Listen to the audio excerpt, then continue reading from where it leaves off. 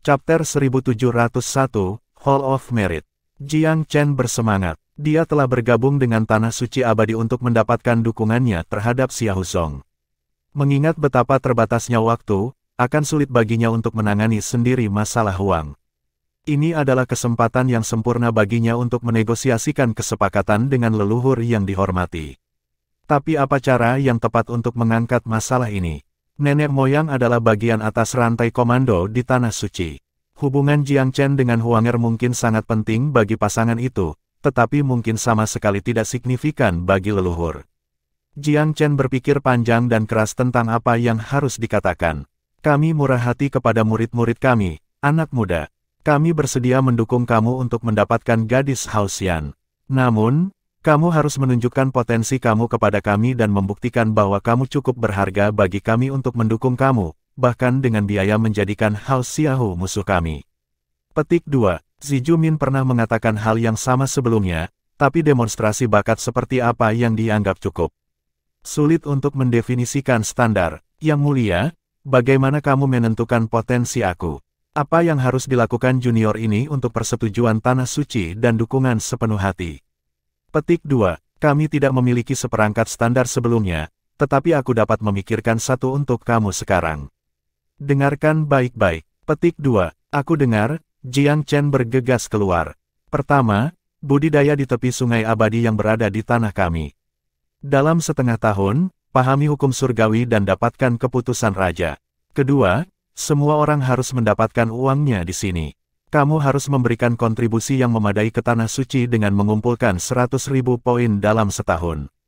Setelah persyaratan pertama dan kedua dipenuhi, aku akan mengevaluasi kamu sendiri.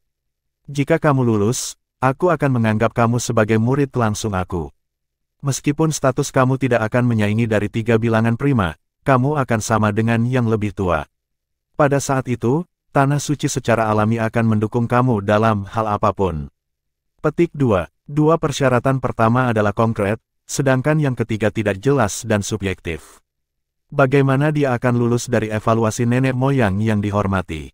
Apa tolok ukurnya? Jiang Chen masih memiliki pertanyaan, tetapi dia tidak menyuarakannya. Mengetahui persyaratan sudah cukup baginya. Dia baik-baik saja selama tujuannya jelas. Baiklah, waktuku terbatas. Lakukan yang terbaik, anak muda. Jangan biarkan bakat kamu sia-sia. Penampakan menghilang. Jiang Chen berhenti sejenak sebelum tersenyum. Senang mengetahui persyaratan spesifik, gumamnya pada dirinya sendiri. Jadi, aku harus memahami hukum surgawi dan mendapatkan keputusan raja.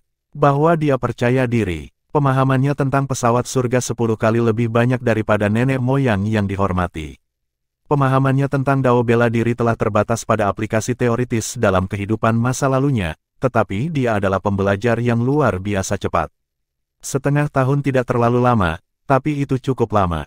Jiang Chen kira-kira 80% yakin dia akan mencapai tujuannya. Bahwa nenek moyang yang dihormati secara khusus menyebutkan sungai abadi menyarankan bahwa itu penting dalam beberapa hal. Ini mungkin akan bermanfaat untuk ditanami oleh sungai abadi. Adapun persyaratan kedua, dia tidak tahu berapa banyak 100.000 poin kontribusi. Dia baru saja secara resmi bergabung dengan faksi setelah melewati evaluasi Nine Winding Caves beberapa hari yang lalu. Xi Jumin kembali saat ini. Apakah nenek moyang terhormat pergi? Cao Yuan. Xi Jumin patuh tinggal di luar kediaman. Dia punya. Silakan masuk, Tetua Ziju. Petik 2. Xi Jumin masuk setelah menerima konfirmasi. Aku punya beberapa pertanyaan, Tetua Ziju. Aku senang kamu kembali. Jiang Chen sedikit tersesat dan membutuhkan beberapa informasi. Xi Jumin ingin tahu tentang apa yang dikatakan leluhur terhormat dan menjawab tanpa ragu-ragu. Jika kamu memiliki pertanyaan, datanglah kepada aku. Aku akan memberi tahu kamu semua yang aku tahu dan diizinkan untuk memberi tahu kamu. Petik 2. Pil berdaulat sekarang memegang pria muda dalam hal tertinggi. Dia tahu dia tidak bisa mempertahankan sikap bahwa dia telah melakukan bantuan besar pada Cao Yuan. Yang terbaik baginya untuk memperlakukan jenius muda sebagai yang setara. Cao Yuan dimaksudkan untuk kebesaran dan hanya masalah waktu sampai dia melonjak ke ketinggian. Tidak ada ruginya berteman dengan seorang jenius. Jiang Chen mengulangi persyaratan yang dia terima. Xi Jumin ternganga sebelum dia menarik napas panjang. Raih hukum surgawi dan dapatkan dekrit Empyrean dalam waktu setengah tahun. Itu periode waktu yang terlalu singkat. Biarkan aku jujur, banyak yang tidak dapat naik ke kerajaan Empyrean selama 100 atau beberapa ratus tahun setelah mencapai puncak Kaisar Agung.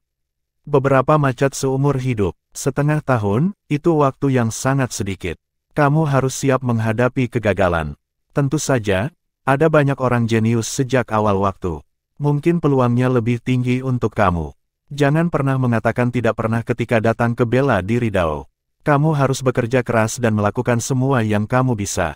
Aku percaya bahwa meskipun butuh sedikit lebih lama bagi kamu untuk melakukan terobosan, kamu masih akan dianggap memenuhi syarat selama nenek moyang yang dihormati melihat potensi kamu. Tanda 6 bulan cenderung menjadi motivator sederhana. Petik 2. Jiang Chen tersenyum. Mungkin. Aku percaya bahwa aku akan dapat memahami hukum surgawi dalam setengah tahun. Aku sebenarnya memiliki lebih banyak pertanyaan tentang persyaratan kedua. Bagaimana poin kontribusi dihitung? Petik 2. Ada sistem yang rumit di tempat. Jika kamu hanya menjalankan misi sederhana, kamu tidak akan dapat mengumpulkan 100.000 poin bahkan setelah 10 tahun. Sejujurnya, ini bukan persyaratan yang mudah untuk dipenuhi. Setahun terlalu singkat. Petik 2. Xi Jumin merasa kasihan pada Jiang Chen.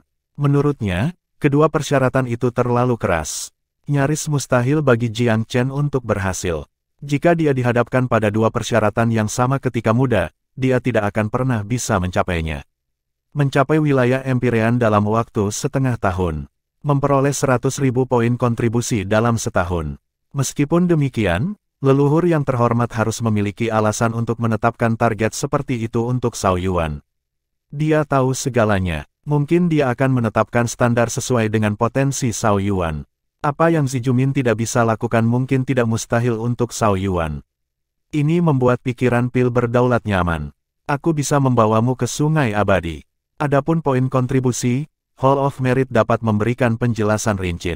Melakukan misi reguler tidak akan memberi kamu 100.000 poin, tetapi misi dengan skala yang lebih besar atau kesulitan yang lebih tinggi akan memberikan 100.000 poin. Sebagian besar misi itu telah ada di sana selama beberapa dekade, berabad-abad, atau bahkan ribuan tahun. Mereka kebanyakan untuk pertunjukan. Bahkan para eksekutif senior tidak dapat menyelesaikannya, apalagi para pemuda di sekte ini. Petik 2. Jiang Chen mengangguk setelah terdiam sejenak. Pertama-tama aku akan pergi ke Hall of Merit untuk mendapatkan informasi. Aku harus membuat beberapa persiapan sebelum pergi ke Sungai Abadi. Petik 2. Xi Jumin mengangguk. Baik, kelola waktu kamu dengan cerdas. Petik 2. Hall of Merit adalah divisi penting di Tanah Suci. Kekuatannya menyaingi divisi Daopil di bawah pemerintahan Xi Jumin. Dalam beberapa hal, itu bahkan lebih penting daripada pembagian Pil Dao. Itu menyimpan catatan kontribusi yang dibuat oleh setiap anggota sekte, yang penting bagi Tanah Suci untuk beroperasi secara normal. Jiang Chen mencapai aula dengan Xi Jumin memandu jalan. Tetua yang bertanggung jawab, Gu Yunjin, adalah salah satu dari 10 tetua agung dan bersama Xi Jumin. Mereka bukan teman baik, tetapi mereka cukup akrab satu sama lain. Keduanya memegang kekuasaan atas pembagian penting di Tanah Suci, dan keduanya mungkin membutuhkan bantuan dari yang lain kapan saja. Karena itu, hubungan mereka kurang lebih harmonis. Aku bertanya-tanya mengapa burung magpies berkicau pagi-pagi sekali. Ternyata itu Taois Ziju yang datang berkunjung. Hahaha, Gu Yunjin adalah orang yang bisa menghangatkan suasana sendirian. Sikap karismatiknya menarik orang lain. Orang-orang seperti dia mahir berurusan dengan orang lain dan sosialisasi secara umum. Xi Jumin tersenyum. Aku di sini dengan perintah nenek moyang terhormat untuk mengajar Cao Yuan tentang sistem poin kontribusi. Dia tambahan baru ke Tanah Suci. Ada banyak aturan yang belum sepenuhnya dia pahami. Petik 2. Gu Yunjin tertawa terbahak-bahak. Cao Yuan muda adalah seorang jenius luar biasa yang kita semua banggakan. Merupakan kehormatan bagi aku untuk menjawab pertanyaannya. Setelah 50 atau 100 tahun, mungkin kita para lelaki tua yang akan memandang tinggi para jenius muda ini. Petik 2. Xi Jumin terkekeh. Jangan menyanjungnya terlalu banyak, Daois Gu. Haha, itu bukan sanjungan, tidak. Itu adalah perasaan dan angan-anganku. Tanah Suci dapat berkembang hanya jika para pemuda terus tumbuh dan menjadi pilar sekte. Gu Yunjin memiliki lidah perak dan dengan mudah memecahkan es di antara mereka bertiga. Jiang Chen menemukan Gu Yunjin terlalu banyak bicara, tetapi dia tidak membenci orang seperti ini. Bagaimanapun, meskipun Gu Yunjin menjadi sedikit dramatis, jelas bahwa maksudnya baik-baik saja. Chapter 1702, Mission Levels.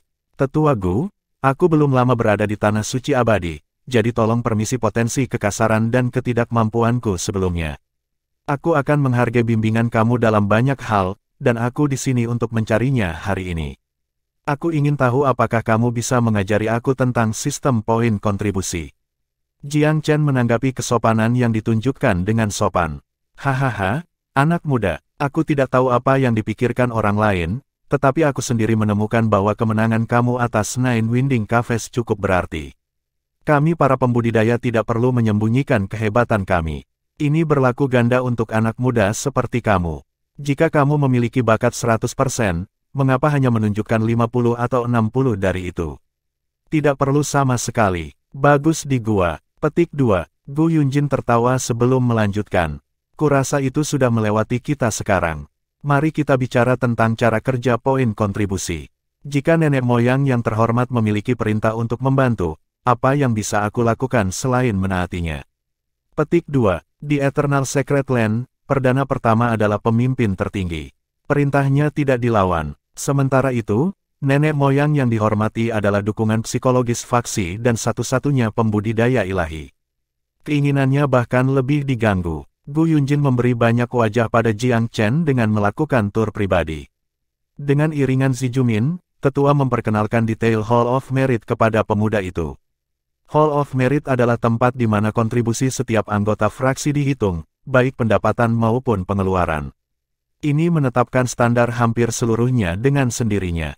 Selain nenek moyang yang dihormati dan 3 bilangan prima, semua orang menerima laporan poin kontribusi mereka di akhir tahun. Siapapun yang gagal memenuhi kuotanya selama 3 tahun berturut-turut berisiko kehilangan pangkat. Misalnya, seorang tetua yang lebih tinggi mungkin diturunkan ke tetua yang lebih rendah. Demikian pula, seorang murid pribadi dapat diturunkan ke inti. Murid inti akan ditabrak murid normal. Sistem kontribusi mencegah kemalasan dengan mendorong semua orang maju. Tidak ada orang yang tidak produktif bisa ada di sini. Jiang Chen sebenarnya menghargai sistem seperti ini sedikit. Itu menjamin bahwa Tanah Suci Abadi akan selalu penuh dengan semangat. Skor kontribusi setiap orang akan ditampilkan apakah ia telah melakukan dengan buruk atau baik. Selain itu, penurunan pangkat terjadi hanya ketika target tidak tercapai selama beberapa tahun berturut-turut. Ini mengurangi kemungkinan bahwa seseorang akan dipengaruhi oleh tahun sial pada khususnya. Di daerah yang lebih rendah, skor kontribusi bervariasi antara 1 hingga 500. Bahkan, mereka mungkin bahkan lebih rendah dari itu. Murid normal cenderung tinggal di sekitar sini. Ini adalah area sedang, dan kamu dapat melihat bahwa sebagian besar misi untuk area ini adalah antara 500 dan 2000. Ada banyak variasi misi yang ditempatkan di sini. Petik 2. Ini daerah atas. Misi di sini adalah antara 2 hingga 10.000. Di atas area atas adalah area elit. Daerah elit memiliki kontribusi dasar 10.000 dan batas atas 30. Dan di atas itu, ya, itu area mahkota. Hanya yang terbaik dari yang terbaik yang bisa berada di sini, antara 30 hingga 100.000. Melewati banyak poin itu adalah wilayah kedaulatan. Jika kamu mencapai tempat ini, kamu akan berada di atas Tanah Suci Abadi. Kamu akan diperlakukan setara dengan orang-orang seperti Tetua Ziju. Daoist Ziju, kamu tidak keberatan dengan perbandingan itu, bukan? Petik 2. Ziju Min tersenyum tipis. Selama itu mudah dimengerti, mengapa aku keberatan? Haha, penjelasannya memang mudah dimengerti. Setelah melihat setiap area secara langsung, Jiang Chen memiliki pemahaman yang belum sempurna tentang kualitas mereka masing-masing. Rencana dan tata ruang Hall of Merit dilakukan dengan sangat baik. Hierarki nilai dalam kontribusi lebih dari jelas. Jiang Chen berhenti di daerah berdaulat. Misi yang diposting di sini semua sangat menakutkan. Dia tersenyum. Apakah orang biasanya datang untuk meminta mereka? Gu Yunjin juga tersenyum. Tidak banyak biasanya datang, tetapi itu tidak keluar dari pertanyaan. Kami memiliki seperangkat aturan yang ketat. Meminta misi dari wilayah berdaulat mengharuskan kamu untuk menyelesaikan misi dari area mahkota dalam tahun ini. Petik 2. Jadi, aku tidak bisa langsung beralih ke misi berdaulat. Jiang Chen agak kecewa mendengarnya. Belum tentu. Menyelesaikan misi mahkota terlebih dahulu berarti bahwa kamu benar-benar diizinkan untuk mengambil misi yang berdaulat. Selain itu, bahkan jika kamu gagal menyelesaikannya, kamu tidak akan menderita hukuman apapun. Tetapi jika kamu meminta misi berdaulat langsung tanpa melakukan itu, kamu harus membayar harga jika kamu gagal. Petik 2. Berapa harganya? 1/10 poin yang akan kamu dapatkan dari berhasil di misi. Gu Yunjin tersenyum. Aturan ini membantu menghindari misi wilayah kedaulatan dari dikerumuni. Itu hanya akan berarti bencana jika itu pernah terjadi. Tanpa aturan yang ada, sistem tidak akan lebih dari sekadar lelucon. Jika semua orang berusaha menyelesaikan misi berdaulat yang terlalu jauh di atas wilayah mereka, maka perintah apa yang tersisa? Dengan demikian, Tanah Suci mendorong tantangan tambahan dengan melepaskan hukuman karena gagal. Jiang Chen tidak punya waktu untuk naik pangkat misi sekalipun. Jika dia melakukan itu, siapa yang tahu kapan dia mendapat 100.000 poin. Sekarang dia tahu aturannya, dia tidak terburu-buru untuk meminta misi apapun. Prioritas utamanya adalah untuk menerobos ke wilayah Empyrean dalam waktu setengah tahun. Ini juga yang paling diminati saat ini. Dia bisa memikirkan bagaimana cara mendapatkan poin kontribusi nanti. Dengan gambaran itu, Jiang Chen merasa bahwa tidak akan terlalu sulit untuk mendapatkan 100.000 poin dalam setahun. Selama dia bisa menyelesaikan satu misi berdaulat, itu sudah cukup. Terima kasih karena telah mencerahkan aku dengan sangat detail, Tetua Gu. Aku pasti akan mengunjungi lagi setelah beberapa saat. Jiang Chen mengucapkan selamat tinggal. Kamu disambut kapan saja, Gu Yunjin balas tersenyum. Setelah keduanya pergi dari Hall of Merit, Zijumin tersenyum bertanya, bagaimana? Apakah kamu percaya diri? Petik 2. Ya, aku pikir begitu. Jiang Chen tidak ingin menunjukkan kelemahan apapun. Bagus. Adalah baik bagi seorang pemuda untuk hidup dengan semangat. Zijumin menghela nafas, lalu menepuk pundak Jiang Chen. Kamu harus bersiap selama beberapa hari ke depan. Saat kamu siap, aku akan membawa kamu ke Sungai Abadi. Petik 2. Setelah mengirim Zijumin, Jiang Chen memperhatikan tempat tinggalnya dengan hati-hati. Rumah barunya sangat luas dan dirancang dengan sangat baik. Senior yang membangunnya jelas telah menempatkan banyak penguasaannya di dalamnya. Dia sangat senang dengan tempat tinggal seperti itu. Sekarang karena itu adalah kediaman pribadinya, dia perlu sedikit mengamankan tempat itu. Dia mulai mengatur formasi di sekeliling. Mulai hari ini dan seterusnya, tempat tinggal ini akan menjadi basis operasinya. Oleh karena itu, Jiang Chen memiliki kewajiban untuk menjaganya tetap rapi dan bebas kecelakaan. Dia tidak ingin kultivasinya diganggu oleh tamu yang tidak disukai. Sedikit pengaturan membuat tempat tinggal ini dipertahankan dengan baik. Pembatasan dan formasi dilakukan untuk menyatakan kepemilikannya. Dia beristirahat 2 hari, menstabilkan puncaknya tingkat kaisar besar dalam proses. Sebenarnya, dia telah menerima manfaat luar biasa dari petualangannya di Nine Winding Caves. Tanpa itu, ia tidak akan dapat mengklaim terobosan tertentu dalam 6 bulan ke depan. Tinggal beberapa hari lagi di tempat tinggal hanya meningkatkan kepuasannya dengan kamarnya. Selain energi roh yang berlimpah, juga sangat tenang dan damai, membuatnya sempurna untuk kultivasi. Dengan cara ini, Jiang Chen dengan cepat dimenangkan oleh tempat tinggal barunya. Dengan tingkat kultivasinya yang kokoh dan tidak ada kemajuan baru yang terlihat, ia memutuskan untuk berangkat besok untuk mengambil dao surgawi di tepi Sungai Abadi. Waktu tidak menunggu siapapun. Hatinya menjadi jauh lebih tenang karena keputusan itu. Daois Sao Yuan, ini Gan Ning. Aku adalah murid sejati dari Tanah Suci Abadi. Petik 2. Seorang tamu di luar. Ini adalah yang pertama. Jiang Chen telah melihat nama Gan Ning dalam dokumen yang merinci rekan-rekan geniusnya. Ini adalah salah satu dari 5 genlemen agung dari Tanah Suci Abadi, karakter yang agak menonjol di antara teman-temannya di sini. Jiang Chen tidak bisa tinggal diam untuk salam di luar. Dia belum datang ke sini untuk membuat musuh. Itu ide yang bagus untuk tetap berhubungan baik dengan tetangganya, setidaknya. Dia melumpuhkan batasannya dan berjalan keluar. Seorang pria muda tampan dengan bibir kemerahan dan gigi gading menunggunya. Dia mengenakan jubah brokat sutra, memancarkan semangat gagah yang bebas. Ini adalah Gan Ning, salah satu dari 5 tuan-tuan besar di Tanah Suci. Dia memiliki fitur pahatan yang ditekankan oleh hidung bengkoknya, yang berfungsi untuk menambah kekhasan pada gayanya. Kamu pasti Daois Zhao Yuan. Sekali lagi, nama aku Gan Ning. Petik 2. Sir Gan Ning dari 5 orang hormat. Maafkan aku karena tidak datang untuk menyambut kamu lebih awal. Jiang Chen tersenyum dengan sopan. Haha, aku tinggal cukup dekat. Berita tentang seorang pendatang baru yang jenius mendorong aku untuk mengunjungi. Petik 2. Tidak sama sekali, Jiang Chen tersenyum. Aku akan mengunjungi kamu sebagai gantinya, tapi sayangnya aku masih membiasakan diri dengan lingkungan baru aku. Aku tidak berani memaksakan untuk sementara waktu. Kata-katanya ramah dan sopan. Gan Ning mengangguk, tampaknya tidak menanggapi tanggapan Jiang Chen terlalu serius. Alisnya terangkat saat dia tersenyum. Aku telah mengundang beberapa jenius muda dari Tanah Suci untuk minum teh di kediaman aku hari ini. Mereka semua telah mendengar tentang kamu dan sangat ingin tahu. Mereka ingin aku datang mengundang kamu. Mungkin kita bisa pergi bersama. Petik 2. Chapter 1703, Miss Xiaohu. Jiang Chen tidak melupakan peringatan dan peringatan si Jumin. Dia tidak terburu-buru untuk menjawab undangan Gan Ning. Apakah ini pertemuan sosial standar atau ujian terselubung di antara para jenius? Atau, mungkin masih ada alasan lain. Biasanya, undangan ini membawa lebih banyak kebencian daripada niat baik. Lebih menjengkelkan, mereka tidak bisa dibantah bahkan jika jebakan itu jelas. Jika dia melakukannya, dia akan dianggap sebagai antisosial yang arogan yang tidak bermain baik dengan orang lain. Atau, seorang pengecut yang tidak berani menghadiri pesta teh sederhana.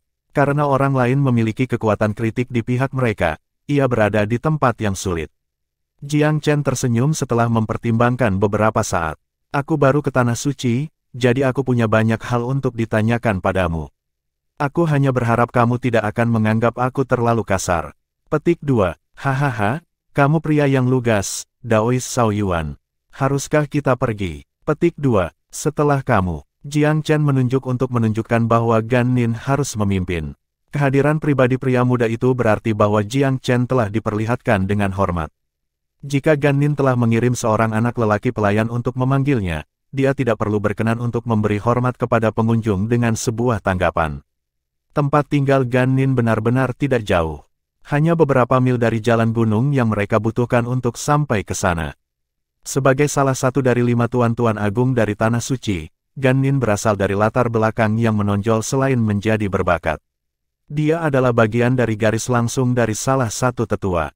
Begitu berada di dalam kediaman, alis Jiang Chen berkerut ketika dia melihat orang tertentu sudah ada di sana. Itu tidak lain adalah Xiahou Ying.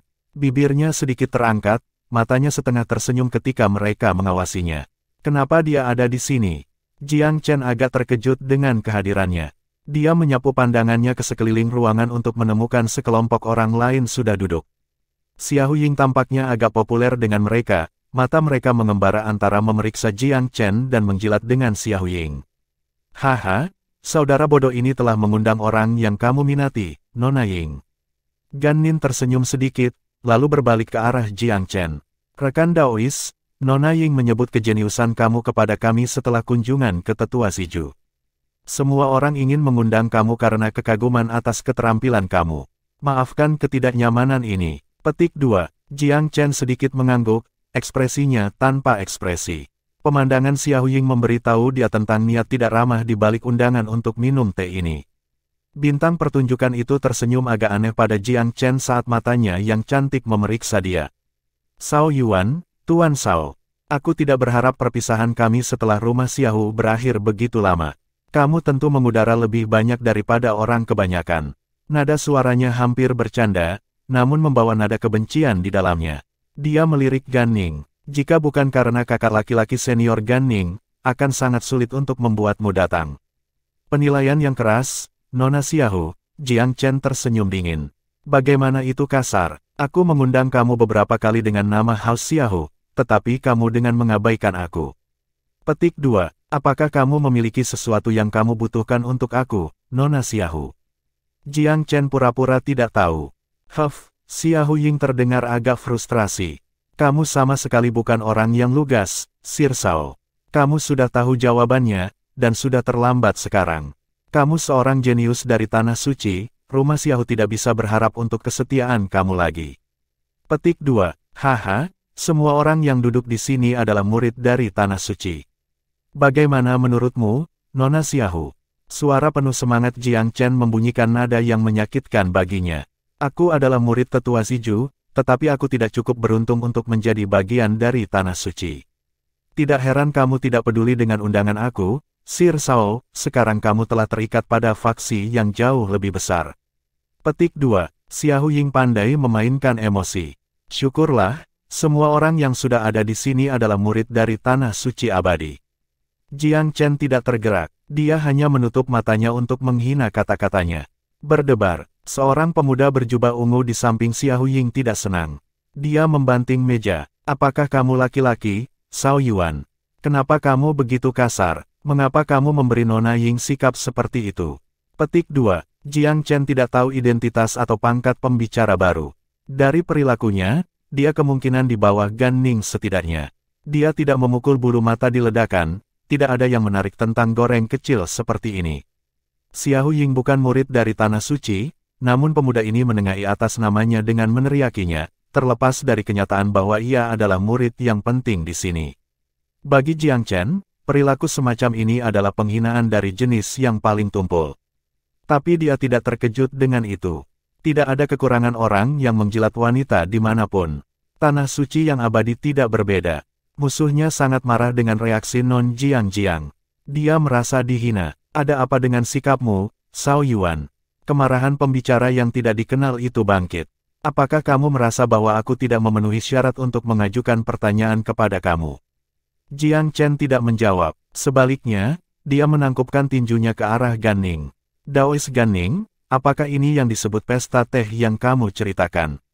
Aku belum mencicipi teh apapun, tapi aku rasa rasanya agak asam. Petik 2. Gan Ning sedikit tersenyum. Saudara junior Jing suka marah atas nama orang lain, Daois Shao Yuan. Dia mengagumi Miss Ying untuk sementara waktu sekarang, jadi tolong permisi kesegarannya. Petik 2. Sudut mulut Jiang Chen melengkung, tetapi dia tidak menghiasi pernyataan itu dengan penegasan apapun. Dia melihat sekarang bahwa Gan Ning kemungkinan bersekongkol dengan yang lain. Dia hanya sedikit lebih pendiam, berkat posisinya sebagai salah satu dari 5 tuan-tuan besar. Pesta teh ini benar-benar jebakan. Pikirannya menjadi jernih begitu dia menyadari hal ini.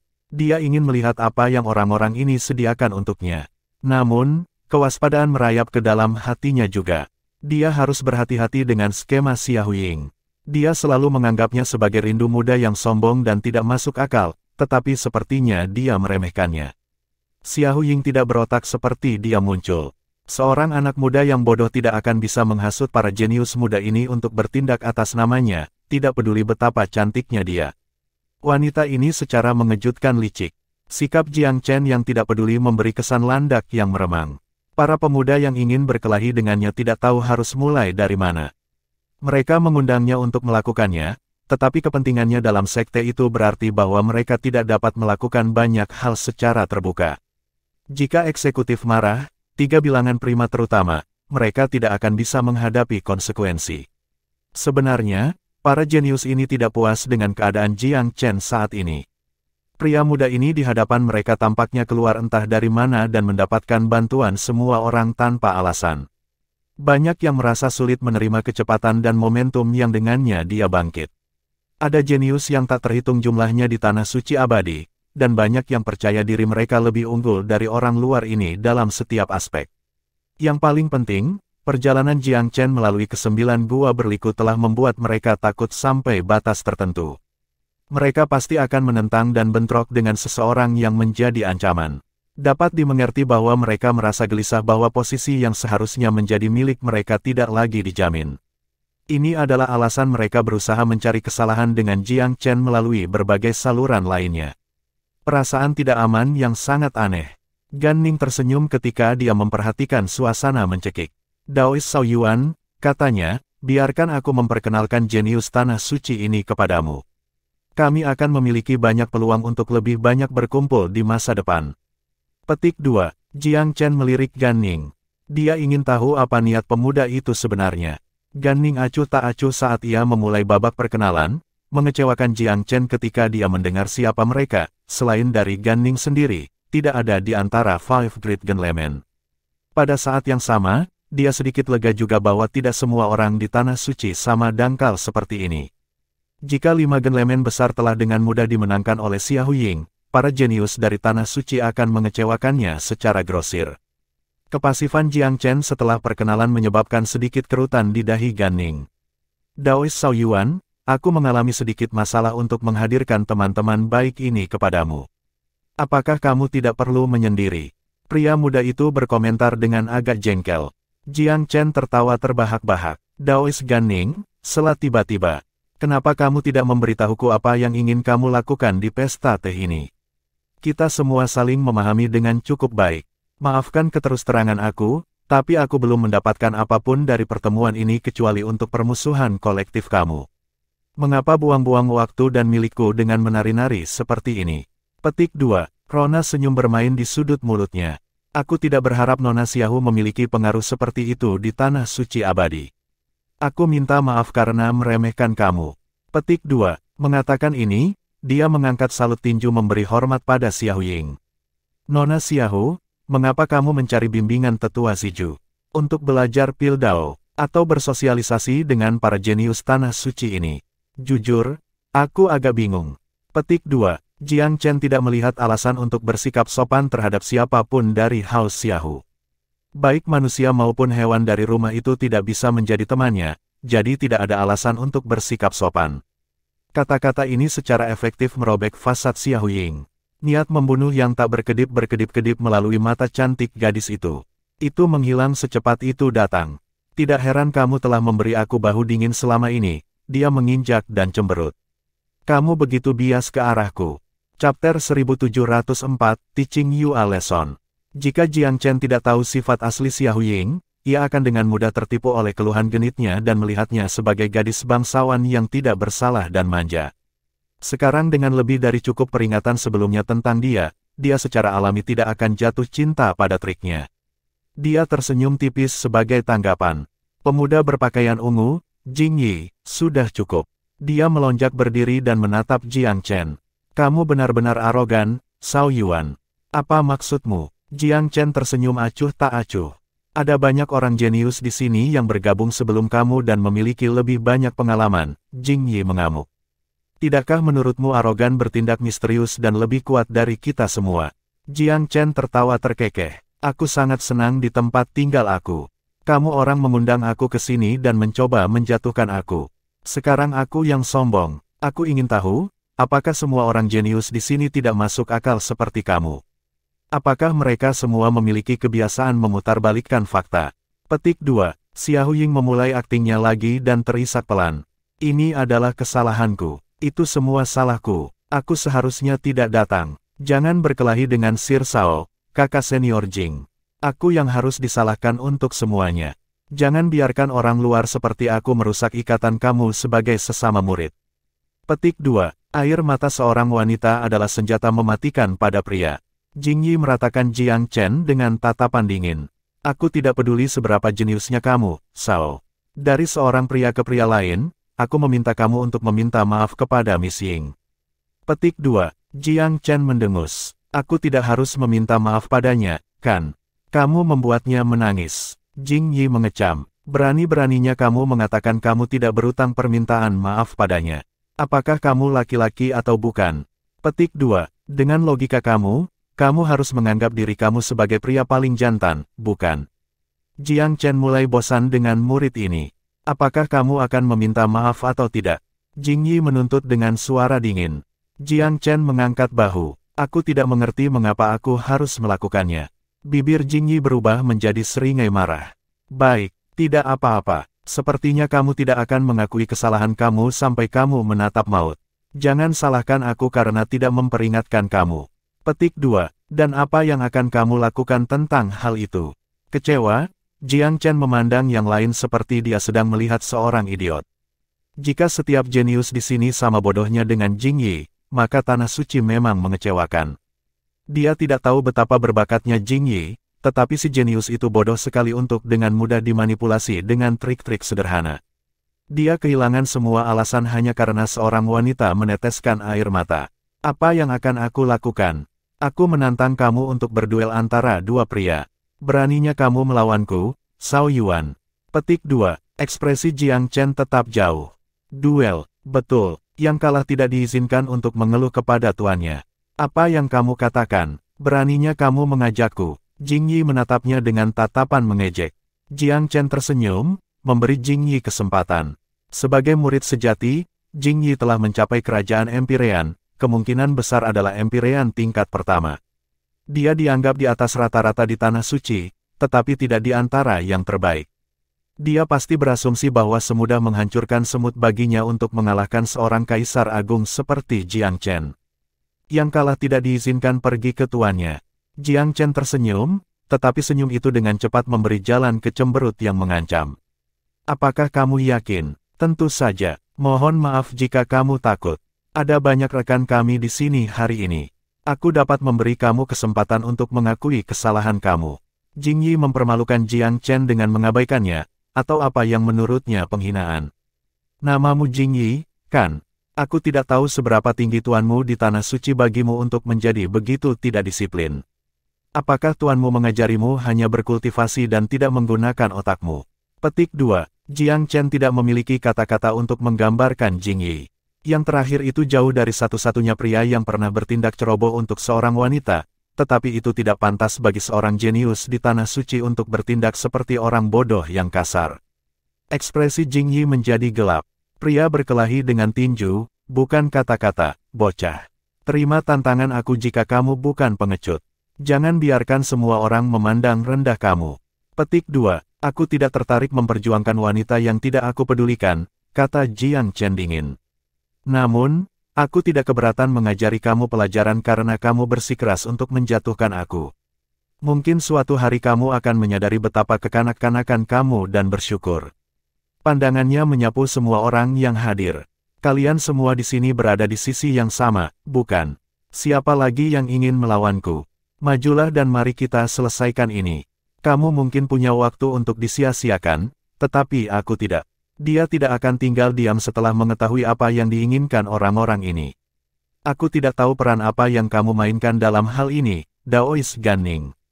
Kamu termasuk di antara 5 genlemen besar, tetapi kamu sedikit mengecewakan. Aku bersedia memberi 4 lainnya manfaat dari keraguan.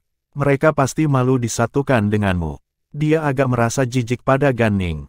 Orang ini tidak lebih baik dari yang lain. Dia adalah orang yang mengundang Jiang Chen ke wilayah asalnya atas nama 5 besar tuan-tuan, menjadikannya lelucon. Ganning tampaknya menjadi penengah di antara mereka, tetapi sebenarnya, ia memiliki tangan atau bahkan terlibat langsung, dalam upaya ini untuk mengintimidasi Jiang Chen. Dia lebih baik berpura-pura, niatnya tidak luput dari pengamatan tajam Jiang Chen. Kritik tumpul Jiang Chen mematahkan topeng tenang yang dikenakan Ganning. Kontrol dirinya goyah dan wajahnya menjadi gelap. Aku hanya perantara, Daois Zhao Yuan. Aku tidak punya niat untuk terlibat dalam konflik kamu. Namun, jika aku mundur setelah tuduhan palsu kamu, sepertinya aku takut kepada kamu. Cukup dengan menguap, Jiang Chen memotong dengan tidak sabar. Ini sifatmu yang sebenarnya. Kenapa repot-repot menyembunyikannya? Apakah kamu tidak bosan melakukannya? Dia tidak punya niat membuang-buang waktu untuk mendengarkan Ganning. Apakah kamu ingin duel aku pertama kali? Atau datang padaku? Atau satu demi satu? Jiang Chen menganggap Ganning malas. Sejujurnya, dia tidak menganggap orang lain selain Ganning sebagai ancaman.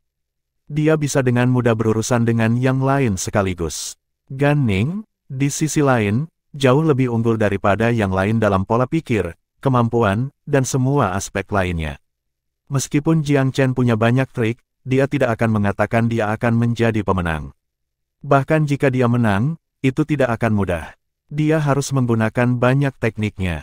Sebagai salah satu dari 5 orang hebat, Ganning adalah salah satu talenta paling luar biasa di Tanah Suci. Dia mungkin yang terburuk di antara mereka, tetapi itu masih menempatkannya di 5 besar. Dia tidak bisa diremehkan. Namun, Ganning menganggap kata-kata Jiang Chen sebagai penghinaan terburuk. Ekspresinya berubah dingin. Kamu tampaknya telah melupakan dirimu sendiri setelah menaklukkan 9 gua berliku, Zhao Yuan. Adalah tugas aku untuk mengalahkan akal sehat kamu atas nama Tanah Suci. Petik 2. Kalahkan aku. Jiang Chen tertawa. Kamu berharap. Lihatlah perusahaan yang kamu simpan, Ganning. Ada alasan untuk 4 lainnya menghindari kamu, apakah aku benar? Petik 2. Dia hanya membuat dugaan, tapi itu menghantam Gan Ning di tempat yang paling menyakitkan. Dia adalah yang terlemah di antara 5 dan yang paling tidak dihormati. 4 lainnya sepertinya tidak mau terlihat bersamanya. Mereka jarang mengundangnya ke kegiatan apapun. Disengaja atau tidak, dia dikeluarkan dari lingkaran mereka. Itu selalu duri di sisinya. Kata-kata Jiang Chen menusuk hatinya seperti jarum, membuatnya sangat tidak nyaman. Kebencian tanpa batas berkobar, rasanya seolah-olah dia ditelanjangi di bawah sinar terang benderang, mengungkap rahasia terburuknya. Turun, saudara junior Jing. Tiba-tiba Gan Ning membatalkan keinginan Jing Yi dan melanjutkan dengan nada ganas.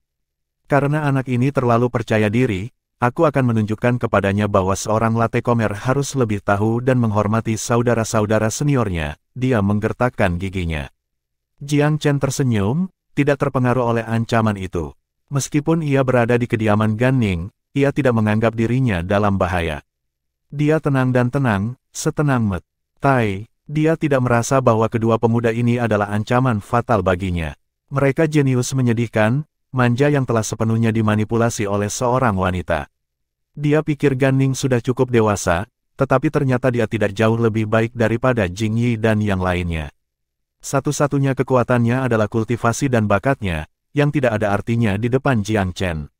Ikut aku, Cao Yuan, jika kamu punya nyali. Gan Ning berbicara dengan dingin dan berjalan lurus keluar. Jing Yi menatap Jiang Chen. Ada panggung sparring di belakang kediamannya. Jika kamu takut, kamu bisa kabur melalui pintu depan. Aku berjanji untuk menutup mata terhadap hal itu. Petik 2. Kilau yang penuh perhitungan melintas di mata Xiao Ying. Dia melirik Jiang Chen. Jika kamu sadar, Sir Cao, aku bisa meminta kakak senior Gan Ning untuk bersikap lunak pada kamu. Hentikan tindakan itu, Nona Ying. Jiang Chen menjawab dengan lemah. Kamu hanya bisa membodohi pria yang tidak berotak, tidak peduli seberapa bagus aktris kamu. Kamu mungkin percaya diri dengan kecantikan kamu, tetapi di mata para jenius sejati, kamu bahkan lebih kecil dari para wanita yang menjual diri mereka di rumah pelacuran. Wanita-wanita itu setidaknya di muka dengan apa yang mereka lakukan.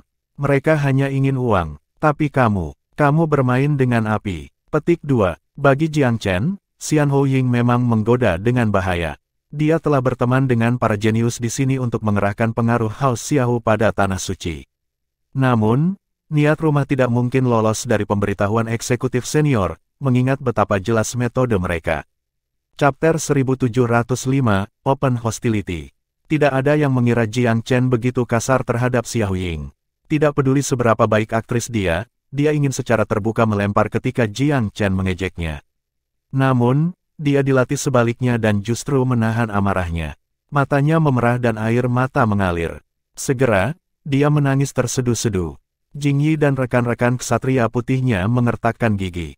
Mereka mati-matian ingin memperebutkannya dengan Jiang Chen segera. Pria muda yang bersangkutan mengangkat bahu melihat tampang yang diarahkan ke arahnya. Jiang Chen telah secara mental menghapus kejeniusan yang dia temui hari ini.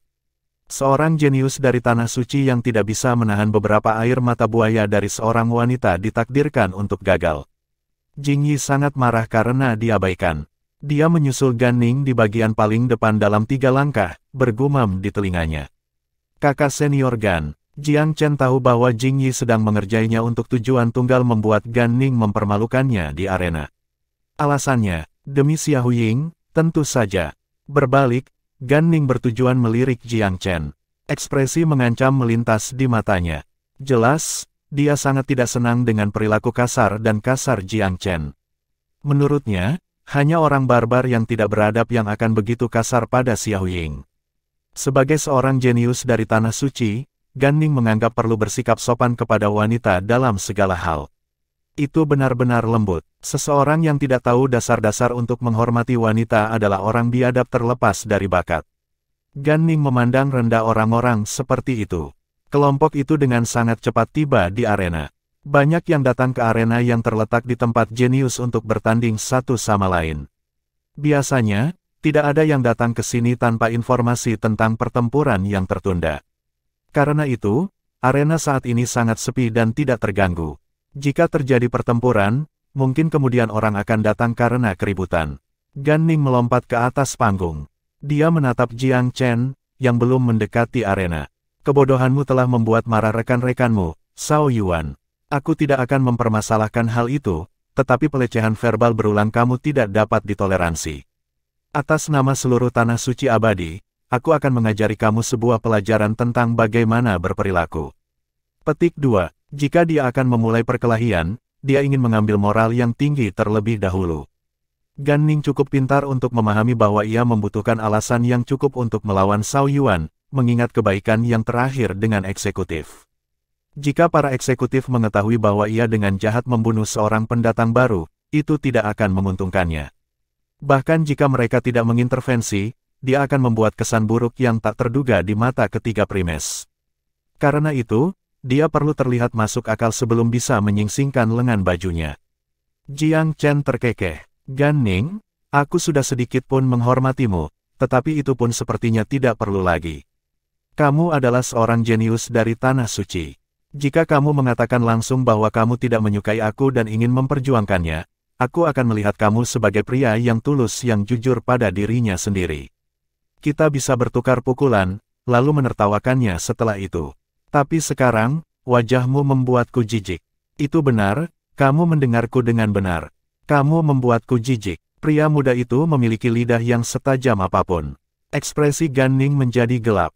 Apakah kamu mencoba untuk menentang setiap jenius lainnya di tanah suci, bocah? Jing Yi berteriak nyaring. Orang luar harus tahu tempatnya. Dia membuat satu pas lagi untuk bertepuk tangan pada seorang pemuda yang dia benci. Jiang Chen tertawa terbahak-bahak. Kamu pikir kamu bisa mewakili semua jenius di sini? Para jenius sejati tidak ingin disamakan dengan seseorang yang menjijikkan seperti kamu. Petik 2. Kamu pandai berbicara. Jadi apa? Jing Yi dengan marah. Jika kamu sangat percaya diri, masuklah ke ring. Kakak senior Gan Ning akan mengajari kamu pelajaran yang kamu butuhkan. Petik 2. Zhao Yuan, bukankah kamu melewati 9 gua berliku? Kenapa kamu begitu takut untuk bertarung di arena? Para pemuda lainnya juga bersuara berisik. Ya, tepat sekali. Apakah mengepakkan bibirmu adalah satu-satunya hal yang bisa kamu lakukan? Petik 2. Jika kamu seorang pria sejati, tunjukkan kepada kami keterampilan yang kamu pamerkan di Nine Winding Caves. Jenius yang disebut ini tidak menginginkan apapun selain anarki. Mereka menghujani Jiang Chen dengan provokasi untuk mendorongnya. Karena ketidaksukaan mereka yang melekat pada Jiang Chen, mereka ingin mengambil kesempatan ini untuk mempermalukannya. Garis pemikiran mereka sebagian besar identik. Kedua jenius tingkat pertama dan kedua di tanah suci itu sangat xenofobik. Fakta bahwa seorang jenius luar telah masuk ke tanah suci sudah cukup menjengkelkan. Bahwa ia menikmati begitu banyak perhatian hanya menambah penghinaan pada cedera. Bukankah menaklukkan 9 gua berliku menjadi tamparan bagi setiap jenius lainnya di sini?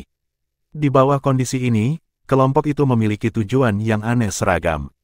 Setiap anggota ingin mengambil kesempatan ini untuk menjatuhkan orang luar, untuk memberinya pelajaran tentang seberapa dalam perairan suci itu. Namun, tidak ada dari para jenius ini yang memiliki kekuatan untuk ini, termasuk Jing Yi. Meskipun dia berteriak paling keras, dia tidak memiliki kemampuan untuk mendukungnya. Bagaimanapun, seorang jenius yang telah melewati ke-9 gua berliku secara berurutan pastinya tidak ringan. Meskipun dia belum menerobos ke kerajaan Empyrean, Jing Yi tidak sepenuhnya yakin bahwa dia akan muncul sebagai pemenang. Tetapi saudara senior Gan Ning berbeda. Meskipun dia adalah peringkat bawah di antara 5, dia tetap cocok untuk disebutkan dengan teman-temannya yang lebih cakap. Di antara generasi muda di Tanah Suci, kekuatannya luar biasa. Dengan bantuannya, mereka pasti bisa mengalahkan orang luar yang sombong ini. Selain itu, kunjungan Xiao Ying berada pada waktu yang sangat tepat. Hasratnya yang disengaja terhadap konflik telah membangkitkan emosi semua jenius di pesta teh. Di bawah kondisi ini, mereka hanya ingin menguliti Jiang Chen hidup-hidup. Jika bukan karena pesanan perdana pertama, mereka pasti akan menggunakan beberapa metode curang untuk melumpuhkan orang luar ini.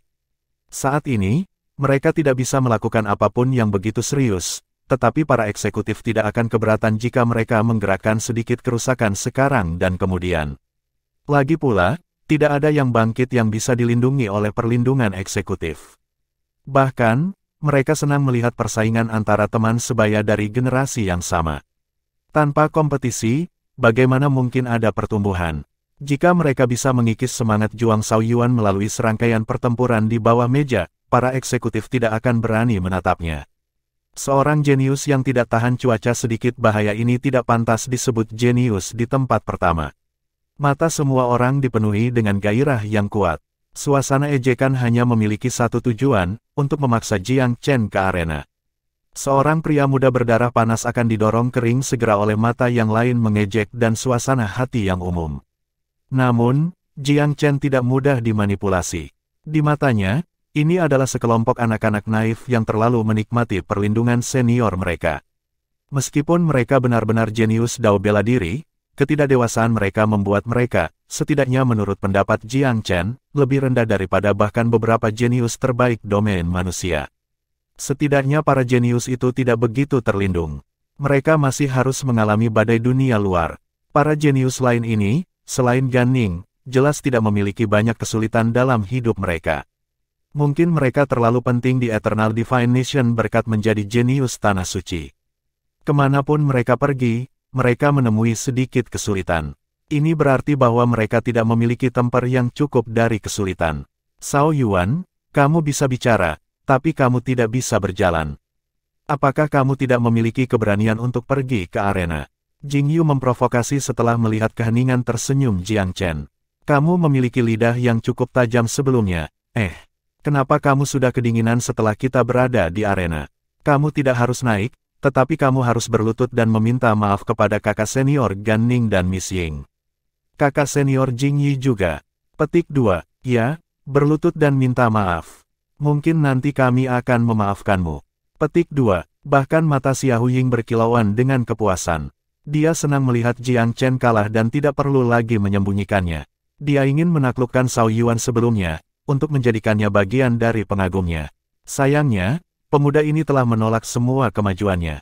Penolakan berulang atas tawarannya telah membuatnya kesal.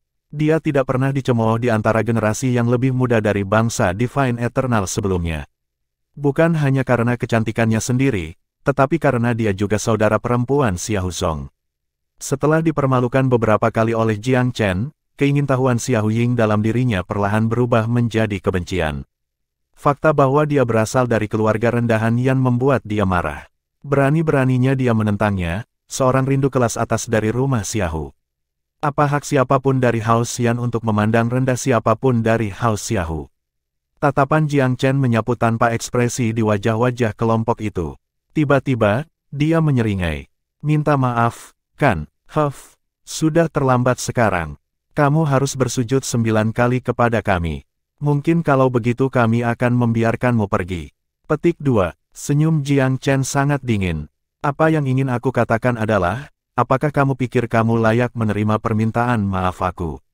Suaranya tiba-tiba menjadi dingin juga. Ayo, kalian semua, aku tidak tertarik membuang-buang waktu dengan orang-orang seperti kamu. Kamu juga, Xiao Ying. Petik 2. Sinar cemerlang keluar dari Evil Golden Eye pemuda itu. Itu meluncur ke Xiao Ying seperti pisau paling tajam. Gadis itu berteriak dan bergetar karena pusing. Dia hampir jatuh ke tanah di bawah tekanan kesadaran kuat yang menimpanya. Rasanya seperti seseorang telah melucuti dirinya hingga tak berdaya T3L4 nanogram. Jika bukan karena refleksnya yang cepat dan fakta bahwa Jiang Chen tidak ingin membunuhnya, dia tidak lebih dari sebuah patung sekarang.